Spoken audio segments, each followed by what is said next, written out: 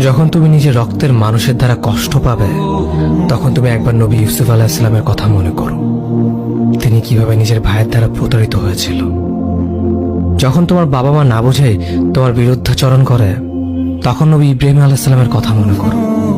তার বাবা তাকে আগুনে নিক্ষেপ করায় ভূমিকা রেখেছিল। যখন তুমি সমস্যা থেকে পরিত্রাণের জন্য কোনো পথ পাবে না, তখন ইউনূস আলাইহিস সালামের কথা ভেবো। তিনি কতটা সময় তিমি মাছের পেটে আটকা পড়েছিল। যখন তোমার নামে কেউ মিথ্যা অপবাদ ছড়িয়ে দেবে, তখন মা আয়েশা রাদিয়াল্লাহু আনহার কথা মনে করো। তার নামে পুরো শহর জুড়ে কুৎসা রচনা করা হয়েছিল। যখন তুমি অসুস্থ ব্যথার যন্ত্রণায় কাঁদতে থাকো, তখন নবী আইয়ুব আলাইহিস সালামের কথা ভেবো। তিনি ভয়ঙ্কর এক ভাইরাসজনিত রোগে আক্রান্ত হয়ে তোমার থেকে বেশি কষ্ট পেয়েছিল।